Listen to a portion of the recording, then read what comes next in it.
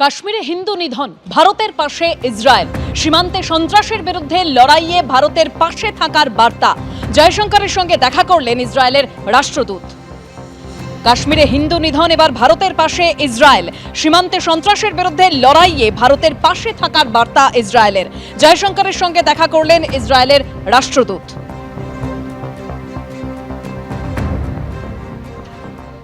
অন্যদিকে হিন্দু নিধনকারী জঙ্গিদের খুঁজতে গিয়ে নিহত বাংলার কমান্ডো। উধমপুরে জঙ্গিদের সঙ্গে গুলির লড়াই, নিহত প্যারা কমান্ডো ঝন্টু শেখ। জম্মুর মিলিটারি হাসপাতালে ঝন্টুকে গান স্যালুট। আজ দেহ আনা হবে নদিয়ায়। নিহত নদিয়ার বাসিন্দা প্যারা কমান্ডো ঝন্টু আলী শেখ 14 বছর আগে সেনায় যোগ দেন, 1.5 বছর আগে কাশ্মীরে পোস্টিং।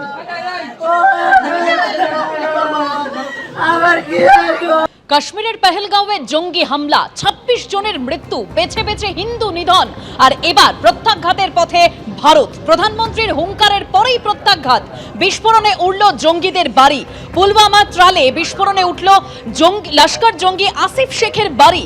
অনন্তনাগে বিস্ফোরণে গুড়িয়ে গেল লস্কর জঙ্গি আদিল গুরির বাড়ি। অন্যদিকে বান্দিপোরায় সেনার সঙ্গে গুলির লড়াইয়ে লস্কর-ই তৈবার জঙ্গি নিকেশ।